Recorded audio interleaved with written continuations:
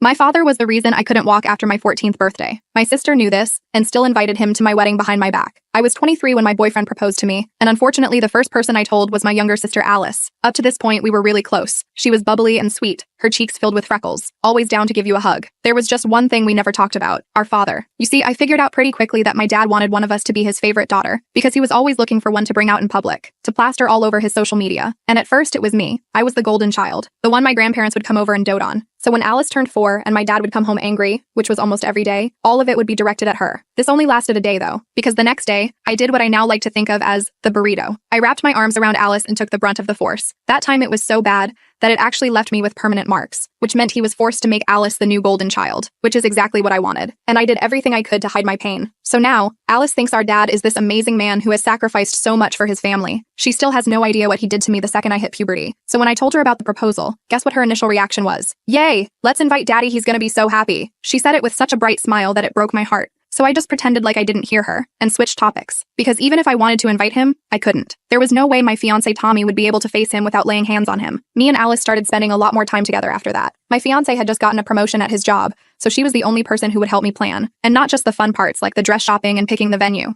She helped me with every nitty-gritty detail, down to the types of decorative flowers and colors of the napkins. One day, after a particularly hefty week of party planning, we decided to have a girls' night in. We went all out. White wine, the most unhealthy food we could find on DoorDash, chocolate-covered strawberries, and the Disney movie Tangled. And I guess it is true that nothing good happens after 2 a.m., because that's when she brought up our dad again. I really wish you'd make more of an effort to spend time with him, Gertrude. He really loves you, you know. Her words sent goosebumps up my arms. I even had to hold back a shiver. Can we please not talk about this right now? No. Her voice was stubborn, and I knew she wouldn't let it go until I gave her at least some sort of context as to why I effing hated him. Alice, do you remember my 14th birthday? Oh my gosh, yes. It was so fun. The way she lit up so easily always made me smile. Do you remember when he told everyone to leave because he wanted to have a special daddy-daughter dance with me? She nodded enthusiastically. Yes. And you were so tired after that you couldn't walk properly. She stopped herself mid-sentence. I didn't say anything else. I never wanted her to know. I just wanted her to stop mentioning that effing man around me anymore. For the rest of the night, we just sat in silence as we watched the movie, but I could tell it was on her mind, because the whole time her eyebrows were furrowed and she was staring at the window instead of the television screen. Plus, it's not like I was watching either. I was too busy wondering if I let my mouth speak too much, if I was a bad sister. Over the next few days, Alice was non-stop asking questions about our childhood. So after discussing it with my fiancé Tommy,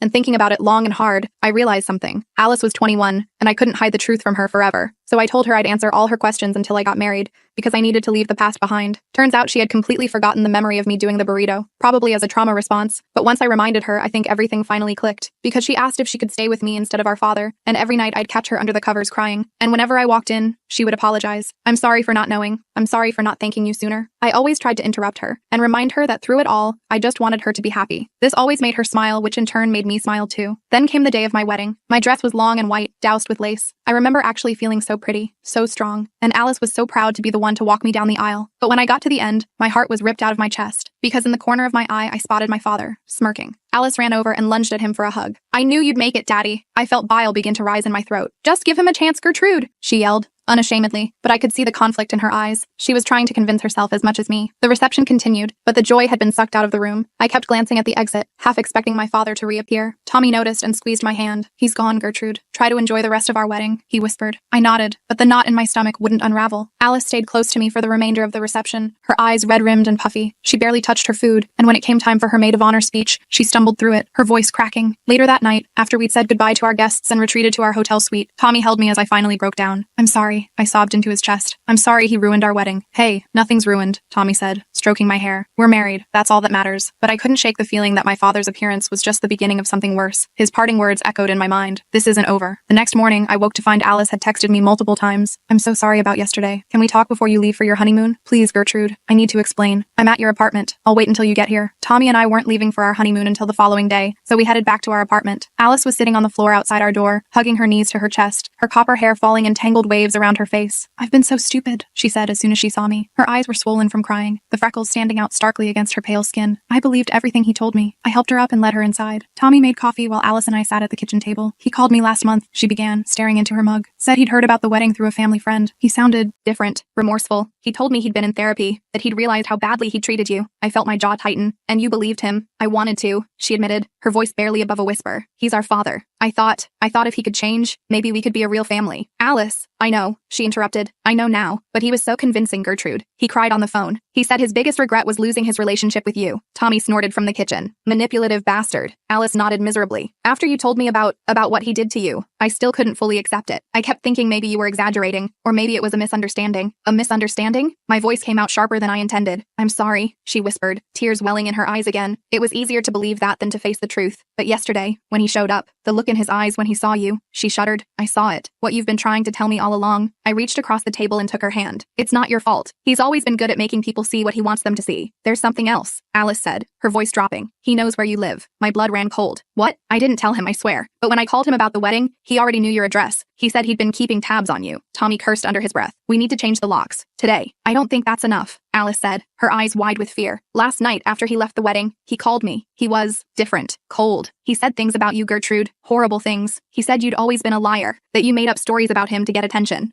That's ridiculous, Tommy said, his hand coming to rest protectively on my shoulder. Gertrude barely talks about him at all. I know, but then he said, Alice hesitated, looking at me with fear in her eyes. He said he was going to set the record straight, that he wasn't going to let you poison everyone against him anymore. The knot in my stomach tightened. What exactly did he say he was going to do? He didn't say, but he sounded determined, scary. Tommy was already on his phone, looking up locksmiths. We'll get the locks changed right away, and I'm installing a security camera at the door. I nodded, but I knew these precautions wouldn't be enough to stop my father if he was truly determined. The locksmith came that afternoon. Tommy also installed a Ring doorbell camera and added extra deadbolts. Alice insisted on staying with us, sleeping on the couch despite our offer of the guest bedroom. That night, I barely slept. Every creak in the apartment building made me jolt awake, my heart hammering against my ribs. Tommy held me close, his steady breathing eventually lulling me into a fitful doze. The next morning, we were supposed to leave for our honeymoon, a week at a beach resort a few hours drive away. I was torn about going, the thought of leaving our fortified apartment making my skin crawl with anxiety. Maybe we should postpone, I suggested as we packed. No way, Tommy said firmly. We're not letting him ruin this too. Alice will be fine at her friend Rachel's place, and we've done everything we can to secure the apartment. I knew he was right. We couldn't put our lives on hold because of my father's threats. The resort was beautiful, a sprawling complex right on the beach. Our room had a balcony overlooking the ocean, the endless blue stretching to meet the horizon. Try to relax, Tommy said, massaging my shoulders as we stood on the balcony that evening. We're safe here. He doesn't know where we are. I leaned back against him, trying to believe it. For the first 2 days, I managed to push my worries aside. We swam in the ocean, lounged by the pool, ate at fancy restaurants. On the third day, I received a text from an unknown number. You look beautiful in that blue swimsuit, Gertie. The ocean suits you. I dropped my phone like it had burned me. Tommy picked it up, read the message, and immediately scanned the beach around us. We need to go back to the room. Now. Once inside, Tommy called the front desk while I sat on the bed, shaking uncontrollably. The hotel security team searched the grounds but found nothing suspicious. They agreed to keep an eye out and offered to move us to a different room, which we accepted. How did he find us? I whispered as we repacked our things. How did he know what I was wearing? Tommy's face was grim. I don't know, but we're cutting the honeymoon short. We're going home tomorrow. That night, I received another text. Running away again, Gertie? You always were a coward. See you soon. We checked out first thing in the morning and drove straight back to the city. Alice was waiting at our apartment, pale and anxious. He's been calling me, she said as soon as we walked in. Multiple times a day. I blocked his number, but he keeps using different phones. What does he say? I asked, dreading the answer. Mostly he asks about you, where you are, when you're coming back. I haven't told him anything, I swear. She twisted her hands together, a nervous habit from childhood. But yesterday, he started saying things about me too. About how I've betrayed him by choosing you. Tommy paced the living room. We need to go to the police. And tell them what? I asked, sinking onto the couch. That my estranged father is sending creepy texts? That he's calling my sister? They can't do anything until he actually threatens us or shows up here. He was at the resort, Gertrude, Tommy argued. He's stalking you. We don't have proof of that, I pointed out. We never saw him there. Alice looked between us, her face crumpling. This is all my fault. If I hadn't contacted him. No, I said firmly, taking her hands in mine. This isn't on you. He would have found a way back into our lives eventually. He's been keeping tabs on me, remember? The next day, I returned to work at the small graphic design firm where I'd been employed for the past 2 years. I needed normalcy, routine, anything to distract me from the constant fear. Around lunchtime, the receptionist called over to me. Gertrude, there's someone here to see you. Says he's your father. My heart stopped. I looked up to see him standing in the office doorway, smiling pleasantly. He was wearing a suit, looking every inch the successful businessman he pretended to be, his silver-streaked hair perfectly styled. Surprise, he said, walking toward my desk. Thought I'd take my daughter to lunch. Catch up properly after the wedding. I'm busy, I said, my voice barely audible over the pounding of my heart. Nonsense. Everyone needs to eat. He turned to my coworker Juniper, his smile widening. saying, "You don't mind if I steal her away for an hour, do you? Father-daughter time is so precious." Before Juniper could respond, I stood up, outside. Now, I led him to the sidewalk in front of the building, my hands shaking so badly I had to shove them in my pockets. "What do you want?" I demanded once we were out of earshot. "Is that any way to greet your father?" He smiled, but his eyes remained cold. "I just want to talk, Gertie. Clear the air between us. There's nothing to talk about. Leave me alone." "I can't do that." His voice hardened. "You've been spreading lies about me to your sister, poisoning her against me. I told her the truth. Your version of it, maybe." He stepped closer. "But we both know what really happened, don't we? How you used to beg for my attention. How you'd do anything to be Daddy's favorite." Bile rose in my throat. "That's not what happened." "No?" His smile widened. "I have journals, you know, from back then. Detailed accounts of how you'd come to my room at night. How you'd—" "Stop it," I hissed. "That never happened. It would be your word against mine. And these journals are very convincing." He reached out as if to touch my face, and I flinched back. "I'd hate for Tommy to read them. Or your colleagues. They might see you differently. No one would believe that." "Are you sure?" "People love a scandal, and I can be very persuasive." He straightened his tie. "All I want is for things to go back to normal. For my daughters to respect their father. Is that too much to ask?" "Yes," I said, finding my voice. "It is. Because you're not a father. You're a monster." His expression darkened. "Be careful, Gertie. You're playing a dangerous game. So are you." I pulled out my phone. "I'm calling the police." He laughed. "And telling them what? That your father wanted to have lunch with you?" He shook his head. "Think about what you're doing. If you push this, I'll have no choice but to defend myself. And that means telling my side of the story." With that, he turned and walked away, leaving me trembling against the wall. I called Tommy immediately, then texted Alice. We agreed to meet at home after work. That evening, the three of us sat in our living room, trying to figure out what to do. The takeout dinner Tommy had brought home sitting untouched. "He's bluffing," Tommy insisted. "These journals don't exist." "But what if they do?" Alice asked quietly. "What if he's been planning this for years?" I shook my head. "Even if he has fake journals, who would he show them to? And why would anyone believe him over me?" "People believe what they want to believe," Alice said. "He's charming, convincing. You saw how easily he won over people at the wedding." "We need evidence," Tommy said. "Something that proves what he really is." "Like what?" I asked. "It's been years since I lived with him, and he was always careful not to leave marks where people could see them. Except once, the burrito incident. Those scars remained hidden under my clothes." Alice looked up suddenly, her eyes widening. "The burrito? What?" "You said it left permanent marks, the time you protected me." I unconsciously touched my back through my shirt. The scars had faded over time, but they were still visible, thin white lines crisscrossing my shoulder blades. "Would that be enough?" Tommy asked. "Maybe not on its own," I admitted, "but it's a start." The next day, I received an email from my father. The subject line made my blood run cold. "For your consideration." Attached was a PDF. Scanned pages from what appeared to be a handwritten journal. The entries described in sickening detail a twisted version of my childhood where I was the aggressor, seeking my father's special attention. The handwriting was perfect, just like I remembered from birthday cards and school permission slips. The final page contained a note. "I have dozens more like this. I'd hate for these to become public. Let's talk about how we can resolve this situation amicably. Dinner at my house, Friday at 7. Come alone." I forwarded the email to Tommy and Alice. Tommy called immediately, his voice tight with barely controlled rage. "This is extortion. We're going to the police." "With what?" I asked. "An email inviting me to dinner? These journals that make me look like the perpetrator?" "He's threatening you." "Not explicitly." I inhaled deeply. "I need to think about this." Alice called next, her voice breathless with excitement. "I think I might have something," she said. "Remember how Dad used to record everything? All those home videos he'd make of his golden child?" I remembered. He'd been obsessive about documenting his perfect family image. "I took some of those tapes when I moved out," Alice continued. "I never watched them. They were just sentimental junk to me. But what if there's something on them? Something that shows how he really was?" Hope flickered briefly. "Where are they?" "In storage with my other stuff from his house. I can get them tomorrow." That night I couldn't sleep. I kept thinking about those journals, wondering if my father had really been writing his twisted version of events all these years, preparing for the day I might speak out against him. The next morning, Tommy was already on the phone when I woke up. "Yes, that's right," he was saying. "We need copies of all police reports filed at that address between 1998 and 2010. He paused. "Yes, I understand they may not be available electronically. We're willing to come in person." After he hung up, he explained, "I'm trying to find records of any calls to your childhood home, neighbors reporting disturbances, anything like that." "I don't remember the police ever coming," I said. "Maybe not when you were there, but it's worth checking." Alice arrived that afternoon with a cardboard box full of VHS tapes and DVDs. "There are dozens," she said, setting the box on our coffee table. "I have no idea what's on most of them." We spent hours going through the tapes, watching snippets of birthday parties, school events, and holiday celebrations. Most showed exactly what I expected. My father presenting his perfect family image to the world. Then Alice found one labeled simply, Gertie-13. This would have been right before. She trailed off, looking at me uncertainly. "Play it," I said, bracing myself. The video showed me in our old living room, sitting stiffly on the couch while my father's voice came from behind the camera. "Tell us about your day, Gertie." On screen, I looked uncomfortable. My adolescent body hunched as if trying to disappear. "It was fine. Just fine? Nothing exciting happened to Daddy's special girl?" I watched my younger self flinch at the phrase. "No," Screen Me said quietly. "Come on, Gertie. You know what happens when you're not cooperative." The camera zoomed in on my face. I could see the fear there now, plain as day, my eyes wide and wary like a trapped animal's. "I got an A on my science project," I said finally. "That's better. And who helped you with that project?" "You did." "That's right. Daddy always helps his special girl, doesn't he? And what do you do for Daddy in return?" On screen, tears welled in my eyes.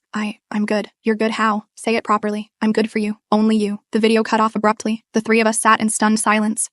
Tommy couldn't finish. "Grooming," Alice whispered. her hand covering her mouth. He was grooming you, on camera. I felt numb, disconnected from my body. Seeing it from the outside, hearing his voice, seeing my fear, made it all horrifyingly real. There might be more, Alice said, digging through the box with renewed purpose. We found 2 more videos that showed similar interactions. My father's voice becoming increasingly possessive, my responses growing more fearful and rehearsed. This is evidence, Tommy said. Real evidence. I nodded slowly, a plan forming in my mind. But is it enough? Before anyone could answer, my phone buzzed with a text from an unknown number. Looking forward to dinner tomorrow, Gertie. Don't forget, come alone, or those journals go public. I showed the message to Tommy and Alice. You can't go, Tommy said immediately. I have to. I gestured to the TV. This might be evidence to us, but to everyone else? It's ambiguous. Creepy, yes, but not definitive. If he releases those journals, people will believe him. So what's your plan? Alice asked. I'm going to get him to confess. On record. Tommy and Alice immediately protested. Absolutely not, Tommy said. It's too dangerous. Alice nodded vigorously. He could hurt you again. You can't be alone with him. I held up my hand. I won't actually be alone. That's the point. I picked up my phone. I'll record everything. Get him to admit what he did. And how exactly do you plan to do that? Tommy asked. He wants to feel powerful, in control. If I act scared, vulnerable, he'll gloat. He always did. I don't like this, Alice whispered, hugging herself tightly. What if something goes wrong? That's why you two will be nearby, I explained. Not inside, he'd notice, but close enough that if anything happens, you can be there in seconds. After hours of discussion, we finally had a strategy. I would go to dinner as requested. Tommy and Alice would wait in a car down the street, monitoring the audio feed from my phone. I would wear a second recording device, a small voice recorder tucked into my bra, as backup. That night, I barely slept. Every time I closed my eyes, I saw my father's face, heard his voice calling me his special girl. Friday evening arrived with cruel swiftness. I stood in front of the mirror, examining my reflection. I'd chosen my outfit carefully, a modest blouse and jeans, nothing that could be misconstrued as provocative. My hair was pulled back in a simple ponytail, my face free of makeup. You don't have to do this, Tommy said from the doorway. I met his eyes in the mirror. Yes, I do. He crossed the room and wrapped his arms around me from behind. I'll be right outside. One text and I'm coming in. Alice was waiting in the living room, her face pale with worry. I found something else, she said, holding up a small tape recorder. It's better quality than your phone, and it has longer battery life. I took it gratefully, testing it before slipping it into my pocket. Thank you. The drive to my father's house felt surreal. I hadn't been there in years, not since I'd moved out at 18. As we approached, I recognized the manicured lawn, the pristine exterior, always perfect on the outside, the rot hidden within. Remember, Tommy said as he parked down the street, we'll be listening the whole time. If anything feels wrong, use the code word. We'd agreed on childhood memories as my signal for them to intervene. I kissed him goodbye, then walked the short distance to my father's front door. Each step felt heavier than the last. Before I could knock, the door swung open. My father stood there, smiling that familiar smile that never reached his eyes. Gertie, right on time, always so punctual. I forced myself to meet his gaze. Let's get this over with. He chuckled, stepping aside to let me in. Still so direct. Some things never change. The house looked different. New furniture, different color scheme, but the layout was the same. I could still map every escape route, every hiding spot, just as I had as a child. Dinner's almost ready, he said, leading me to the dining room. I made your favorite, pot roast with those little potatoes you used to love. The table was set for 2, complete with candles and wine glasses. It looked like a date, not a father-daughter dinner. My skin crawled at the implication. I'm not hungry, I said, the smell of the food making my stomach turn. Sit anyway. His voice hardened slightly. We need to talk. I sat, positioning myself so I could easily reach the door if needed. He disappeared into the kitchen, returning moments later with 2 plates of food. Wine, he offered, holding up a bottle of deep red liquid. I shook my head. I need to drive home. 1 glass won't hurt. He poured anyway, pushing the glass toward me. To family reconciliation. I left the glass untouched. Is that what this is? Of course. He took a sip of his own wine. I want us to put the past behind us. Start fresh. By threatening me with fake journals? His smile didn't waver, but something cold flickered in his eyes. Those journals are very real, Gertie. I started writing them when you were 12, right around the time you started showing interest. I felt sick but forced myself to stay calm, to remember the plan. That's not what happened. No? He set down his glass. Then what did happen? From your perspective. This was it. My opening. I took a deep breath. You know exactly what happened. You abused me. Physically at first, then. I couldn't finish the sentence. Such imagination, he sighed, cutting a piece of meat with surgical precision. You always were creative. Remember those stories you used to write? Always about princesses being rescued from towers. He leaned forward. But we both know you were never interested in being rescued, were you? You liked our special time together. I dug my nails into my palms under the table. I was a child. You were supposed to protect me. I did protect you. From the world. From boys who would have used you and discarded you. His voice was soft, reasonable. Everything I did was out of love. Love? I couldn't keep the disgust from my voice. You call what you did to me on my 14th birthday love? A flicker of something crossed his face, quickly masked. You were always so dramatic about that. It was a dance, a special moment between father and daughter. You warped me, I said, the words burning my throat. After everyone left, you took me to your bedroom and you whooped me. He set down his fork with deliberate slowness. Be very careful about what you're saying, Gertie. False accusations have consequences. They're not false. We both know what happened. What I know, he said, his voice hardening, is that you were always seeking attention, always trying to be special. And when Alice started getting more attention than you became desperate. I almost laughed at the absurdity. I wanted Alice to get attention. I protected her from you. Protected her? He raised an eyebrow. From what? From the beatings. From what you did to me when I hit puberty. I leaned forward. Remember the burrito? When I wrapped myself around her so you'd hit me instead? His expression darkened. That never happened. The scars on my back say otherwise. He waved a dismissive hand. Childhood accidents. You were always so clumsy. I pulled out my phone, placing it on the table between us. I have the videos, Dad. His hand froze halfway to his wine glass. What videos? The ones you made, where you're grooming me, calling me your special girl, asking what I do for you in return. Uncertainty flickered across his face. Those were private family moments. They don't prove anything. Maybe not on their own, but combined with my testimony, Alice's testimony, and the physical evidence, I touched my back meaningfully. It's enough. He was silent for a long moment, then smiled again, but it was different now, colder, more calculating. What do you want, Gertie? Money? Is that it? I want you to admit what you did. All of it. He laughed. And why would I do that? Because if you don't, I'm going to the police with everything I have. The videos, the scars, the witnesses who saw how you treated us. It might not be enough to convict you, but it will be enough to destroy your reputation, your career, your life. His eyes narrowed. You wouldn't dare. Try me. I held his gaze. Or you can admit what you did right now, and I'll consider keeping it between us. He took a long sip of wine, the silence stretching between us. And if I admit it, what then? You'll forgive me? We'll be one big happy family again? No, I said honestly, but I'll think about not pressing charges. He set down his glass and leaned back in his chair. Fine. You want me to say I hit you? I hit you. All parents disciplined their children back then. It was more than discipline. What do you want me to say? His voice rose slightly. That I was harder on you than I should have been? Fine, I was. But you were difficult, stubborn, just like your mother. I stayed silent, waiting. He needed to say it himself. After a long pause, he sighed. The burrito thing. Yes, that happened. Once or twice. But you're exaggerating how bad it was. And my 14th birthday? His jaw tightened. What about it? Tell me what happened after everyone left. We danced. That's all. That's not all. He stared at me for a long moment, then smiled slowly. You know, Gertie, I've always admired your persistence. Even as a child, when you wanted something, you wouldn't give up. He leaned forward. Is that what this is about? You want me to say I touched you inappropriately? That I forced myself on you? I didn't respond. Just waited. Fine, he said finally, his voice dropping to a near whisper. Yes, I had sex with you that night, and other nights. But you wanted it. You begged for it. You were always so desperate for my approval. My stomach lurched, but I forced myself to stay calm. I was 14, a child. You were mature for your age. You knew exactly what you were doing. Did I ask you to stop? He hesitated, then shrugged. Sometimes. But that was part of the game. You like to pretend to resist. It wasn't a game, I said quietly. I was terrified of you. Nonsense. You loved me. You still do, deep down. He reached across the table for my hand. I pulled away. I need to use the bathroom. He gestured toward the hallway. You know where it is. Once inside the bathroom, I locked the door and leaned against it, breathing deeply. I checked my phone. The recording was still going. I sent a quick text to Tommy. Got it. Coming out now. When I returned to the dining room, my father was refilling his wine glass. I'm leaving, I said. I have what I came for. He was on his feet in an instant, blocking my path to the door. What does that mean? It means I recorded everything you just said. I held up my phone. Your confession. About the abuse. About ARPing me when I was 14. The color drained from his face. You can't use that. I didn't consent to being recorded. Actually, this state has one-party consent laws for recordings. I only needed my own consent. I took a step back. Now move. I'm leaving. Give me the phone, Gertie. His voice was dangerously low. Number. He lunged forward suddenly, grabbing for my wrist. I twisted away, but he caught the edge of my blouse, yanking me back. Give me the damn phone! He shouted, his face contorted with rage. I stumbled backward, hitting the edge of the table. Wine glasses toppled, red liquid spreading across the white tablecloth like blood. Let go of me! I shouted, hoping Tommy and Alice would hear through the phone. My father's hand closed around my throat, his fingers digging into my skin. You ungrateful little bitch. After everything I've done for you. Black spots danced at the edges of my vision as I struggled to breathe. With my free hand, I reached blindly behind me, fingers closing around the stem of a wine glass. I swung it forward with all my strength. The glass shattered against his temple with a sickening crack. He staggered backward, releasing my throat. Blood trickled down the side of his face. You hit me, he said, sounding almost surprised. You actually hit me. I backed toward the door, keeping my eyes on him. Stay away from me. It's over. It's not over until I say it's over. He lunged again,